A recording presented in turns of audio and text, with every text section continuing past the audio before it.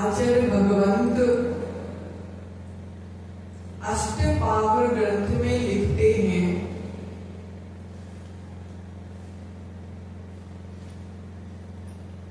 कि अगर कोई जीव गुरु अगर मिथ्या दृष्टि है और गुरु की बात मानकर अगर शिष्य गुरु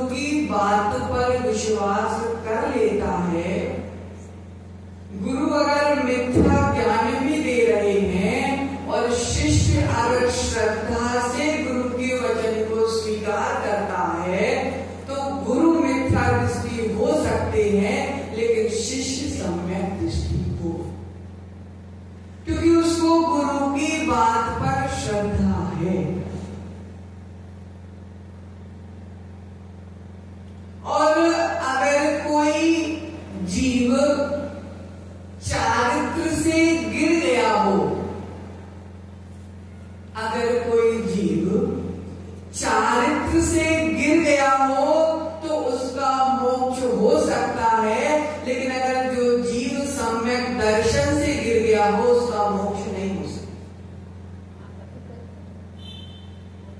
अगर कोई मुनि चारित्र से गिर गया हो लेकिन उसका सम्यक दर्शन मजबूत है तो उस मुनि को मोक्ष की प्राप्ति हो गई।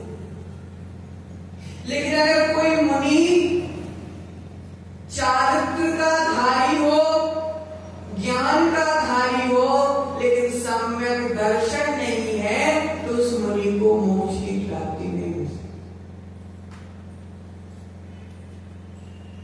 कोई मुनि बहुत ज्ञानवान हो, बहुत साधनावान हो, लेकिन अगर उसको आगम की एक बात पर भी अगर विश्वास नहीं है तो उस मुनि को मिथ्या दृष्टि कहा गया।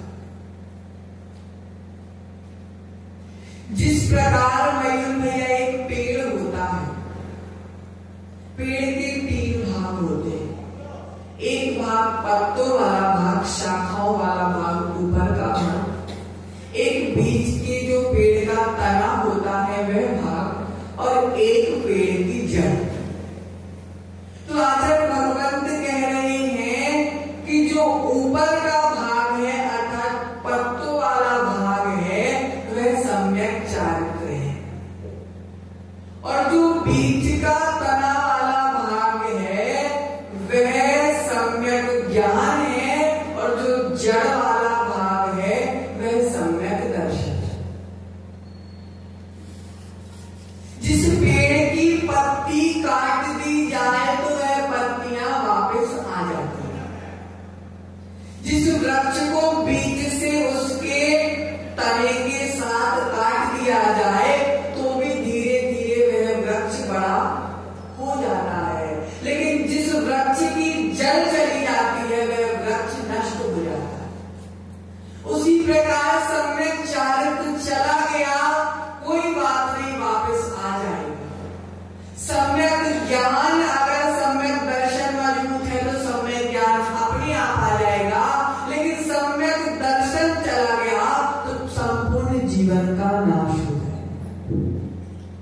सम्यक दर्शन जड़ के समान है। अगर जड़ धरती पर लगी है विराट भैया, पेड़ वापस उग जाएगा। अगर जड़ धरती पर लगी हुई है तो वृक्ष वापस उग जाएगा, लेकिन अगर जड़ चली गई तो वृक्ष वापस नहीं उग पाएगा।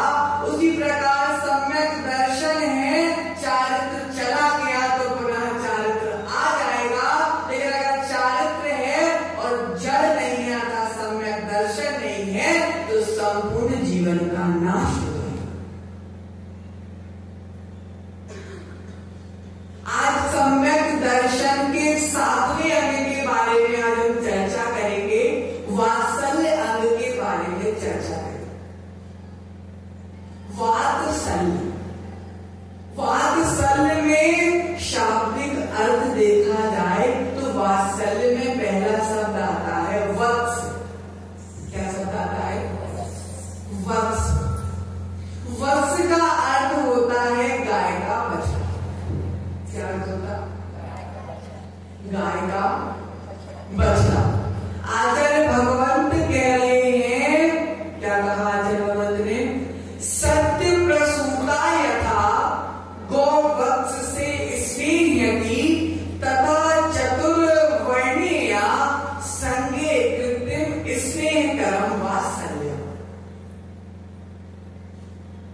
जिस प्रकार गाय का तुरंत बच्चा हुआ, जैसे गाय की प्रसूति हुई और तुरंत नन्हा बच्चा हुआ, जैसे गाय उस छोटे बच्चे को प्रेम करती है, चाट चाट कर तुरंत खड़ा कर देती है,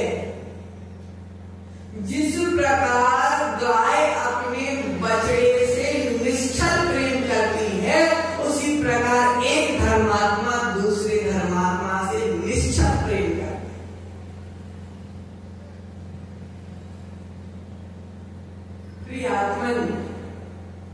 जिस प्रकार गाय बछड़े से प्रेम करती है, उसी प्रकार धर्मात्मा चतुर्विध संग से उतना ही निश्चल होकर प्रेम करता है।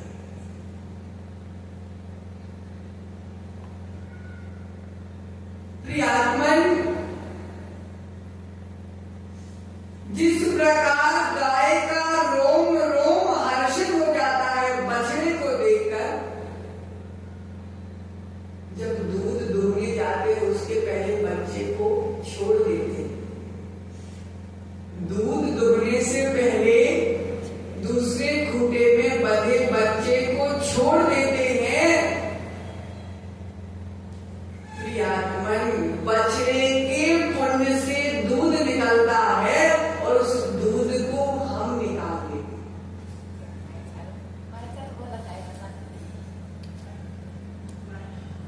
थन में दूध तो बछड़े के भाग्य से आता है और दूध हम निकाल लेते हैं। प्रियात्मन, जिस प्रकार बच्चे को छोड़ते हैं तो बच्चा उछल उछल के मां के पास पहुंचता है, और जिस प्रकार बछड़े को देखकर मां का रोम रोम पुलकित हो जाता है, उसी प्रकार सम्यक दृष्टि का रोम रोम दिगंबर संत को देखकर पुलकित होता है। चतुर्विध संग को देखकर सम्यक दृष्टि जीव उछलने लगता है। इसका नाम है वात्सल्य।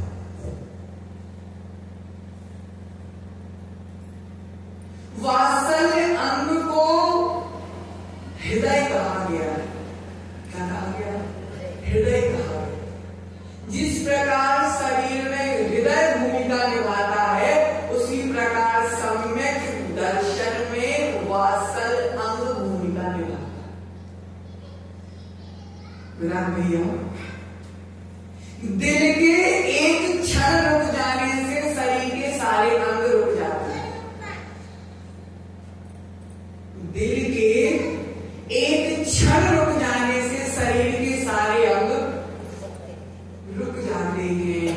जिस प्रकार हृदय के एक पल रुक जाने से जीवन समाप्त हो जाता है, उसी प्रकार वात्सल्य अगर एक क्षण भी कम हो गया तो सम्यक दर्शन रूपी जीवन नष्ट हो जाता है।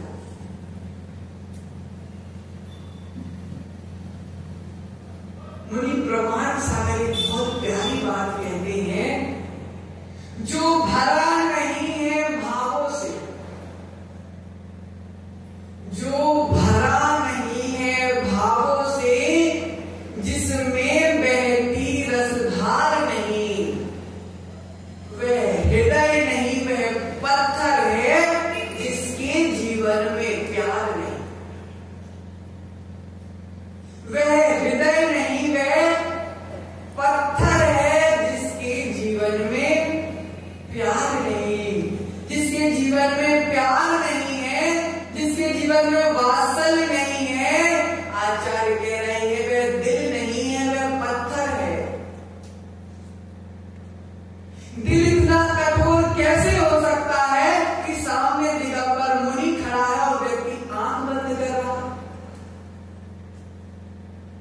वह दिल इतना पत्थर कैसे हो सकता है कि जो भगवान की मुद्रा है, 24 तीर्थंकर की मुद्रा है, उस मुद्रा को जोड़कर हाथ नहीं जुड़ पा रहे। ऐसे श्रावकों से अच्छे तो अन्य समाज के लोग हैं जो सामने से मुनि निकलते, मुनि क्या होते उनको नहीं पता, मुनि क्या होते उनको नहीं पता, जैन धर्म क्या होता उनको नहीं पता, दिगंबर धर्म क्या होता उनको नहीं पता, लेकिन मन में श्रद्धा होती है तो हाथ अपने आप जुड़ जाते हैं। ऐसे श्रावकों को धिक्कार है, जिनवाणी कह रही है, ऐसे श्रावकों को धिक्कार है जो दिगंबर संत को देखकर हाथ नहीं जोड़ते, दिगंबर संत को देखकर मस्तक नहीं झुकता। ऐसे जीवों का तो जीवन जीना ही कोई मतलब नहीं, कोई मतलब नहीं है ऐसे श्रावकों को जीवन जीने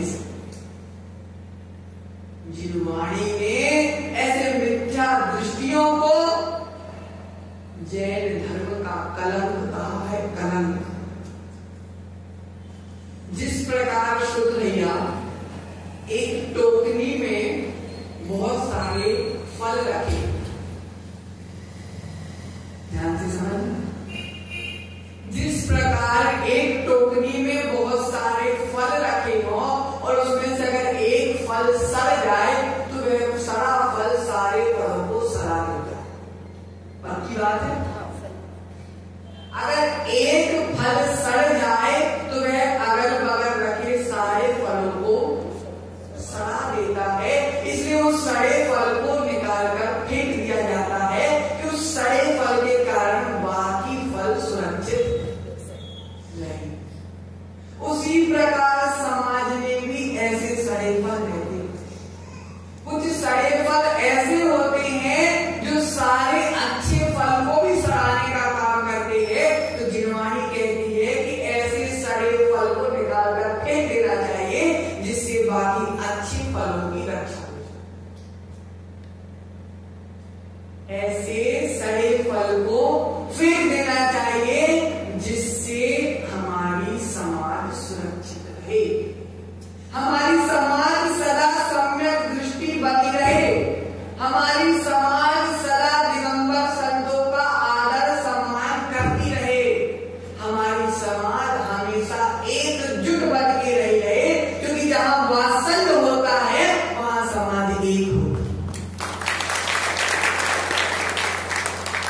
जहां वात्सल्य अंग होता है वहां समाज एक होती है, लेकिन जहां वात्सल्य अंग नहीं होता वहां समाज के टुकड़े होते।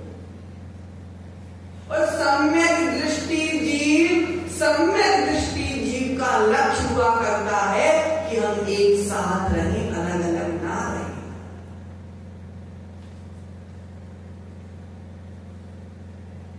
जिसके जीवन में वात्सल्य नहीं होता, जिसके जीवन में वात्सल्य नहीं होता, उसका जीवन सूना है। कैसा है? सूना। वात्सल्यहीन जीव हृदय से निष्ठुर हुआ करता है, हृदय से पत्थर हुआ करता है, हृदय से संवेदनशील नहीं हुआ करता। अपने दुख में आंखों से आंसू बहना नहीं चाहिए, ध्यान रखना। अपने दुख में आंसू नहीं बहना चाहिए और दूसरे के दुख में आंसू नहीं रुकना चाहिए।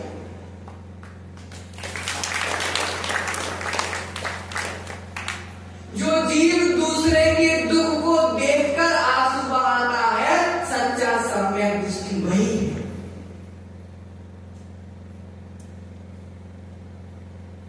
दूसरे का दुख देखकर दुख ना हो और दूसरे की खुशी देखकर खुशी ना हो तो सम्यक दृष्टि किस काम? सम्यक दृष्टि किस काम का? जिसके भीतर संवेदना नहीं है, जिसके भीतर वात्सल्य नहीं है, जिसके भीतर प्रेम नहीं है, वह दिल किस काम का? उससे अच्छा तो घर का पालतू कुत्ता है, उससे अच्छा घर का पालतू कुत्ता है। मालिक 2 टाइम रोटी देता है, मालिक 2 टाइम प्यार देता है, तो उसके पीछे पीछे घूमता है। जिनवाणी ने इतना प्यार दिया, उसके पीछे पीछे नहीं घूम रहे हो तो हमारा जीवन उस पालतू कुत्ते से भी गिरा हुआ है। जो जानवर प्रेम का भूखा होता है, उसको प्यार दे दिया जाए तो वह भी प्रेम करने लगता है। मुझ से नहीं बोल पाता लेकिन चेष्टाएं तो प्रेम की करने लगता है।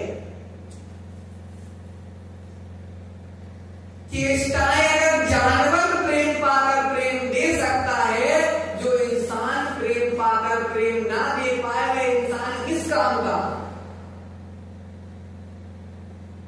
आचार्य कह रहे हैं वात्सल्य हृदय है, बिना हृदय के कुछ नहीं हो सकता।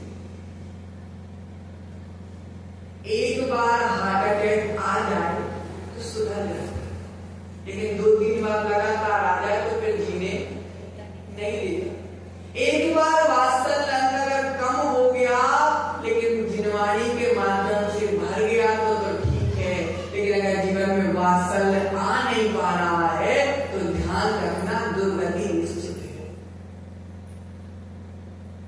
नरक की टिकट निश्चित है, निरोध की टिकट निश्चित है जिसके जीवन में प्रेम नहीं।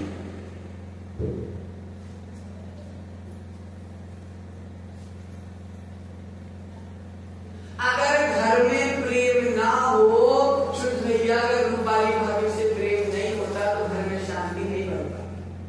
बात को सुनो। अगर पापा मम्मी से प्रेम नहीं होता तो घर में शांति नहीं बन सकती।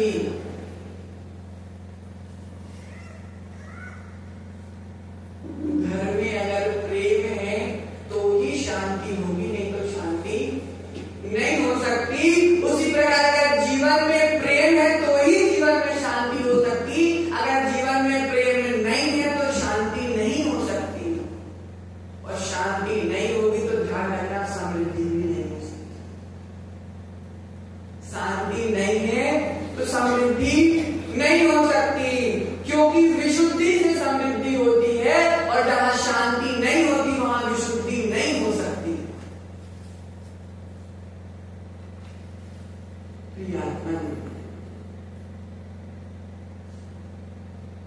जायदाद पाने के लिए, जायदाद पाने के लिए, समृद्धि पाने के लिए, संपत्ति पाने के लिए सब बच्चे श्रवण कुमार बन जाते।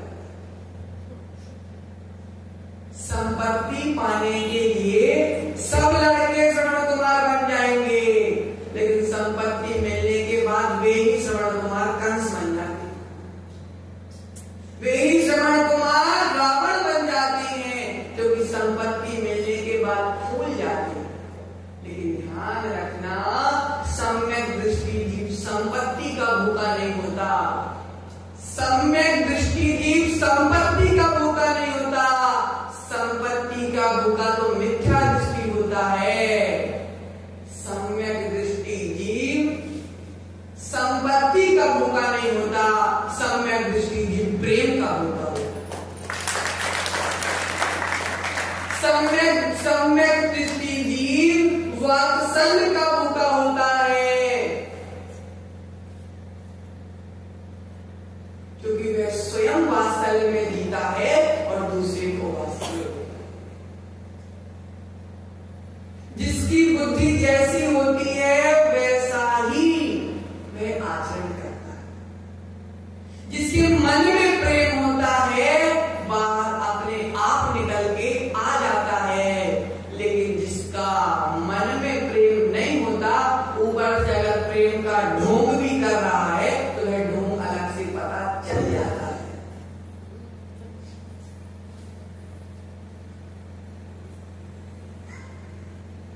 मन में कुछ और चल रहा है और बाहर कुछ और चल रहा है। ध्यान रखना, सम्यक दृष्टि जीव जैसा अंदर से होता है वैसा बाहर से होता है, और मिथ्या दृष्टि जीव अंदर से कुछ होता है बाहर से कुछ होता है, वैश्या के समान होता है। जिसके अंदर वात्सल्य नहीं है उसका जीवन वैश्या के समान होता है। बाहर से तो प्रेम दिखाती है, लेकिन भीतर में तो पैसे की चाह होती है। आज ही पढ़ा है, बाहर से तो प्रेम दिखाती है लेकिन भीतर से तो पैसे की चाह होती है। उसी प्रकार मिथ्या दृष्टि जीव भीतर से तो नफरत होती है, बाहर से प्रेम दिखाता है। लेकिन ध्यान रखना, निश्चल प्रेम और छल के साथ वाला प्रेम अलग अलग से पता चल जाता है।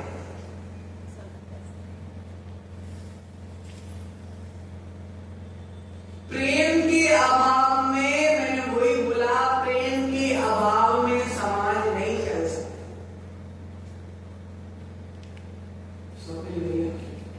प्रेम के अभाव में समाज नहीं चल सकती। जहां प्रेम नहीं होता वहां समाज की एकता नहीं हो सकती, क्योंकि जहां प्रेम होता है वह प्रेम समाज को मजबूत बनाती है, और जहां प्रेम नहीं होता वहां समाज कमजोर हो जाती है, और समाज कमजोर हो जाती है तो धर्म ध्यान नहीं हो सकता।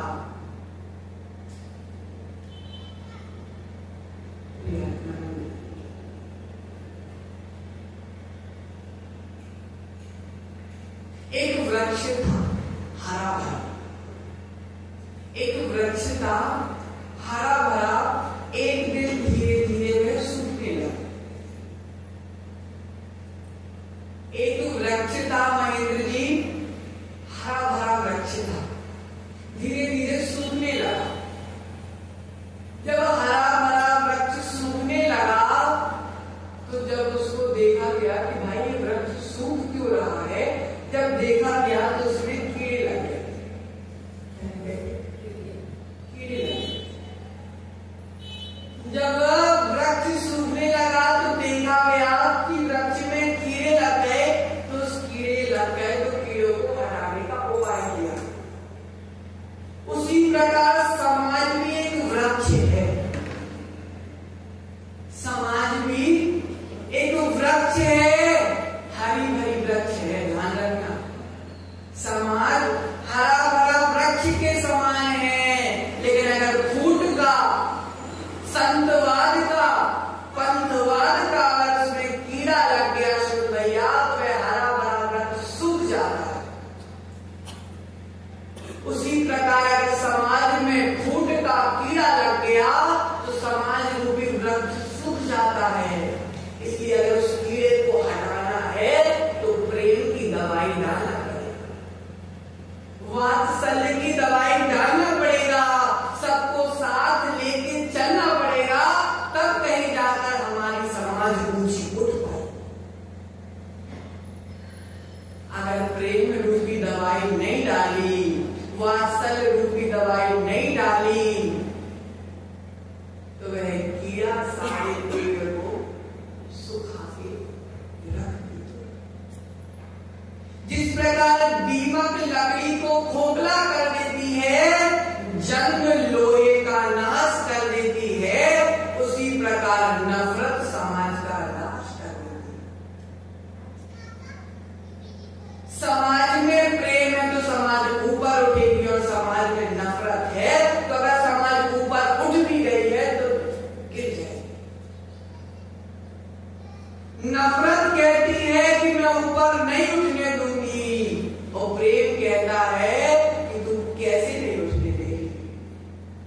प्रेम में इतनी शक्ति होती है कि वह नफरत को भगा देता है, और प्रेम में इतनी शक्ति होती है कि विपरीत बुद्धि वालों को भी मिला देता है। विपरीत बुद्धि वाले को भी मिला देता है। घर में भाई भाई में प्रेम ना हो, घर की हालत देख लिया। भाई भाई में प्रेम ना हो तो घर की हालत देख के आना। सास बहू में प्रेम ना हो तो घर की हालत देख के आना। जिस घर में नफरत होती है उस घर में पैर रखने की भी इच्छा नहीं होती, लेकिन जिस घर में प्रेम होता है वास्तव में वह घर स्वर्ग होता है।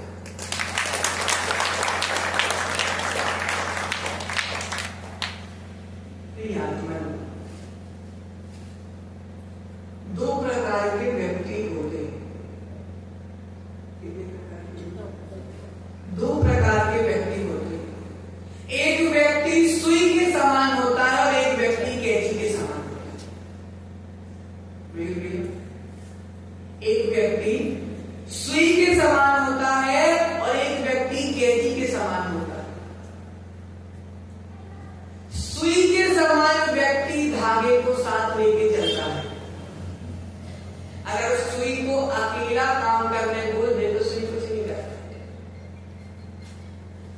सोनी की मम्मी, अगर सुई अकेली रही तो सुई कुछ नहीं कर पाएगी, लेकिन अगर सुई धागे के साथ रहती है तो फटे को भी सिल देती है, क्योंकि धागा साथ होता है। धागा साथ होता है तो फटे को भी सिल देती है, लेकिन कैंची के समान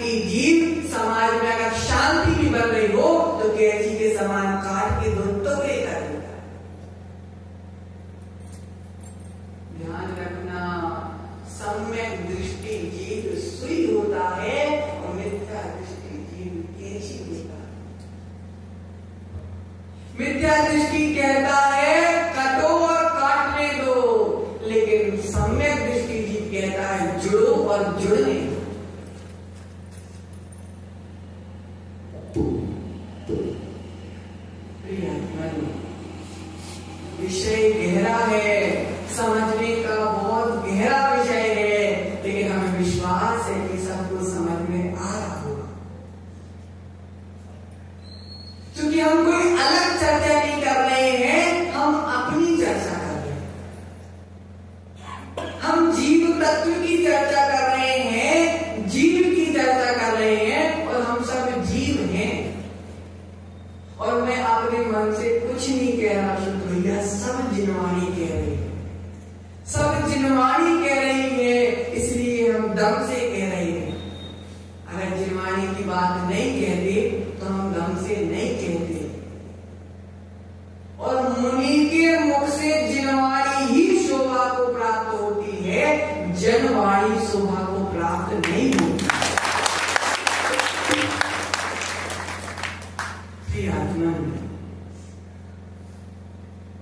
सुई का काम अपनी जगह अच्छा होता है और तलवार का काम अपनी जगह अच्छा होता है। सुई का कार्य तलवार नहीं कर सकती और तलवार का काम सुई नहीं कर सकती।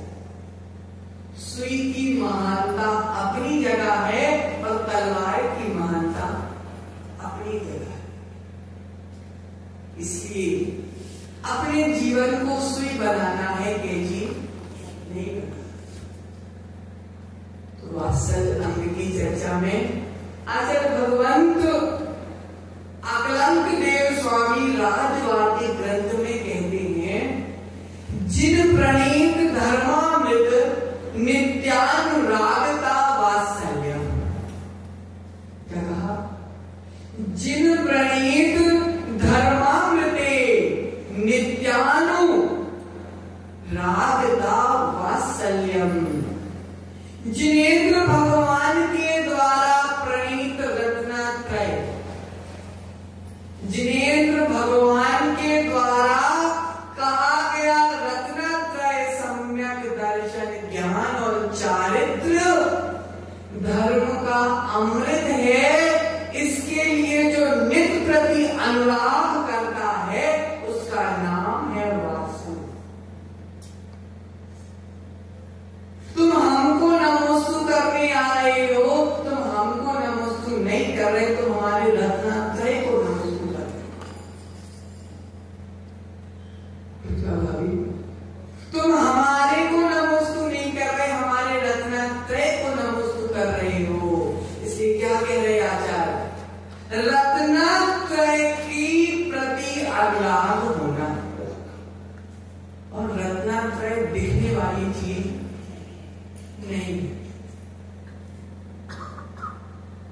प्रधानमंत्री को नमस्कार कर रहे हो, प्रधानमंत्री को जो नमस्ते करता है, तो प्रधानमंत्री को नमस्ते नहीं करता, उसके पद को नमस्ते करता है।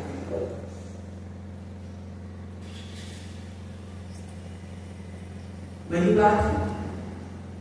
उसी प्रकार मुनि को नमोस्तु नहीं किया जाता, मुनि के व्रतों को नमोस्तु किया जाता है। अगर व्रत को नमोस्तु करना है तो मुनि को नमोस्तु करना पड़ेगा। अगर व्रत को नमोस्तु करना है तो मुनि को नमोस्तु करना पड़ेगा, क्योंकि आगम की आज्ञा है। आचार्य अकलंक स्वामी कह रहे हैं कि रत्नात्रय के प्रति जो अनुराग है उसका नाम है वात्सल। और रत्नात्रय के प्रति अगर अनुराग है तो रत्नात्रय धारियों के प्रति भी अनुराग होगा, और जो रत्नात्रय धारियों के प्रति अनुराग नहीं करता वह सत्ता मिथ्या दृष्टि है, आचार्य कह रहे हैं।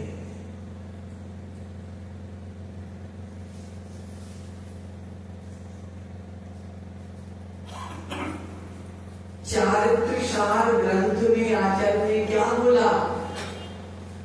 स्वाति दीदी की मम्मी, चारित्र सार ग्रंथ में आचार्य भगवत क्या बोल रहे कि वात्सल्य करने से तीर्थंकर प्रकृति का बंध होता है। और जो मुनियों के प्रति आस्था नहीं रख रहा, लोग तरसते हैं मुनि की मुद्रा देखते।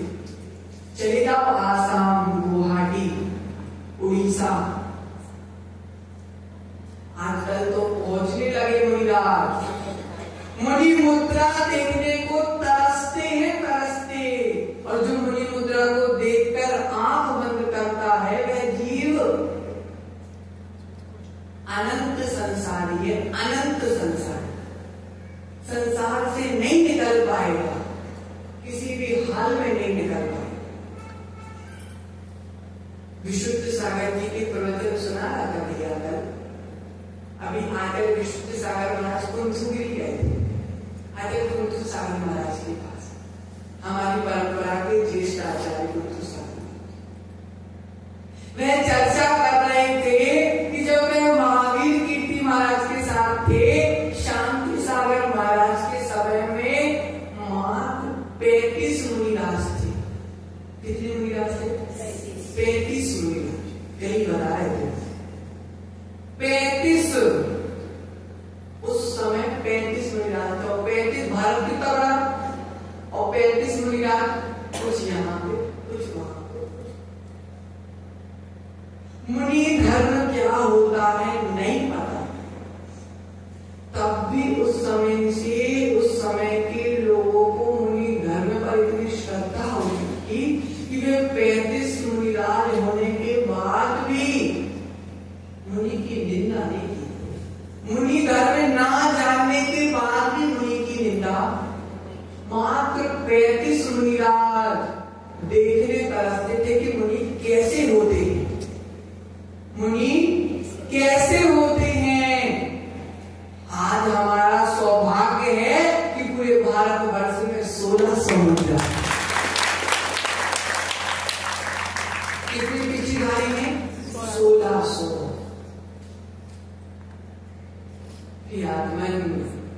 जो मुनि के दर्शन करने के लिए अनंत जन्मों के पुण्य की आवश्यकता होती है, जिस व्यक्ति के पास पुण्य ही नहीं है वह मुनि को क्या नमस्कार करेगा? नमस्कार करने के लिए पुण्य चाहिए। दूरानुदूर भव्य को कितनी भी जिनवाणी सुना दी जाए, 1600 क्या 16,000 मुनिराज भी सामने आ जाए, उसका बेचारे का पुण्य ही नहीं है, तो क्या नमस्कार करेगा? मुनि को नमस्कार करने के लिए पुण्य चाहिए, मुनि को नमस्कार करने के लिए भक्ति चाहिए, मुनि को नमस्कार करने के लिए श्रद्धा चाहिए, और मुनि को नमस्कार करने के लिए सम्यक दर्शन चाहिए। मिथ्या दृष्टि मुनि को नमस्कार नहीं कर सकता, इसलिए जीवन में प्रेम होगा तो सब होगा, जीवन में प्रेम नहीं है तो कुछ नहीं हो सकता। इसलिए प्रेम बढ़ाओ, नफरत को हटाओ और प्रेम बढ़ाओ। वर्षा दाता सुख बरसा, आंगने आंगने सुख बरसा, चुन चुने काटे नफरत के, प्रेम अमन के फूल खिला। नफरत काटे के समान है और प्रेम फूल के समान है। सबके घर घर प्रेम के फूल खिले, सबके लिए यही आशीर्वाद। इस भावना के साथ आचार्य विभो सागर जी महाराज की 5 प्रश्नोत्तर होना है, ठीक है। आज का पहला प्रश्न, अहिंसा किसे कहते हैं? आज का पहला प्रश्न, अहिंसा किसे कहते हैं? व्यवहार रूप में पता हो तो व्यवहार रूप में बता दो, निश्चय रूप में पता हो तो निश्चय रूप में बता।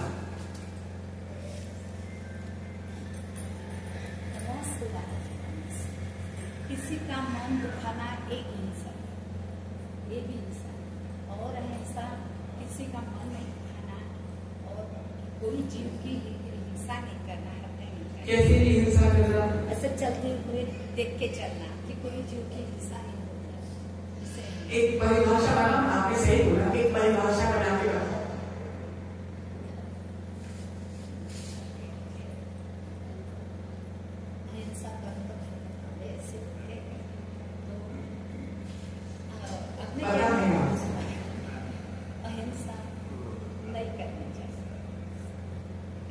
कि इंसान ये करना चाहता है।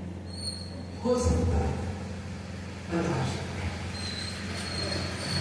मौन भोजन काय से किसी जीव का घात ना हो, जीव होना ना इंसान। बहुत बढ़िया, सब ताली बजाओ। गोली करके नहीं है, अच्छे से बजाओ ताली। कोई श्रीफल दिया जाए। आओ सतीश जी, बैठो। सतीश जी आप खड़े हो, जल्दी खड़े हो, जल्दी खड़े हो। उठा श्रीफल, पुत्र का सम्मान करो।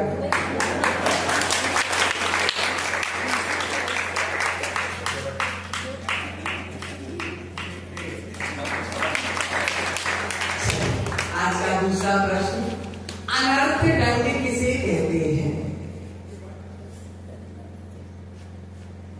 बताओ।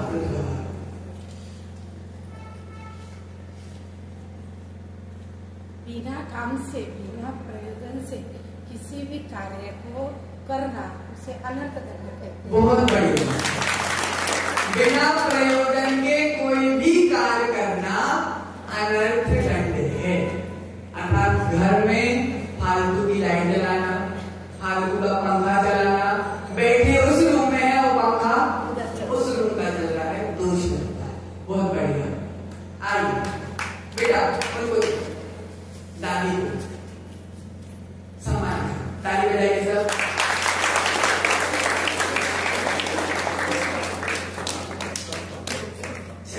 आज का तीसरा प्रश्न, मूलाचार ग्रंथ मुनियों के लिए लिखा गया, श्रावकों के लिए कौन सा ग्रंथ है? जिसको एक बार मिल गया वो हाथ ऊपर ना करे।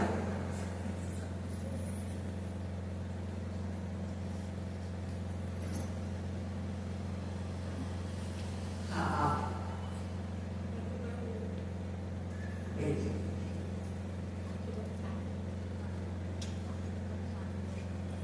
मम्मी से पूछ लिया, बेटी से बेटी शावकाचार। मुनियों के लिए मूलाचार और शावकों के लिए शावकाचार। उसी की मम्मी, हाँ, बेटी का सवाल।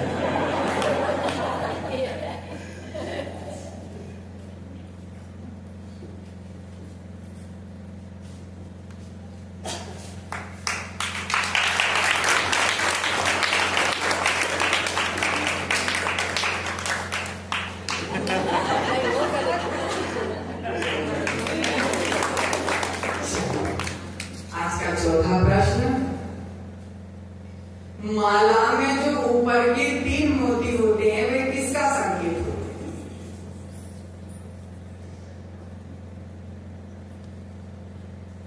बहुत सारे। हाँ, बताओ। बहुत बढ़िया। सम्यक दर्शन, सम्यक ज्ञान और सम्यक चाल। इसको और क्या बोलते हैं? इन सबको 3 की जगह एक शब्द में उत्तर रत्नाकर। बहुत बढ़िया, सम्मान करो। आपका भी सतत बर्थडे था। आज का अंतिम प्रश्न, रत्नग्रंथ शास्त्राचार के रचयिता कौन से आचार्य परमेष्ठी हैं? रूपाली भाभी सबसे पहले नाम।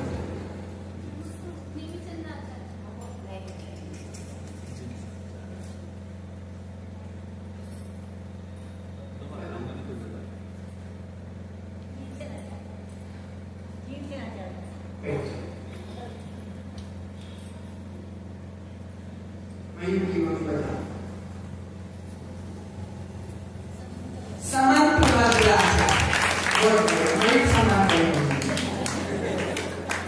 नहीं तो बैठो, आओ बाबा जी।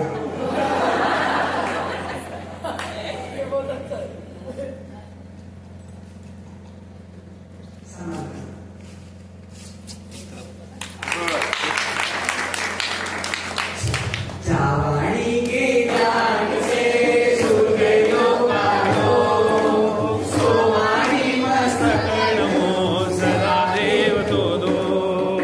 दिनवाणी भारती तो ही जपो दिन रे, जो तेरा शरणा है सो पावे सुख चैन। देव भजो हरि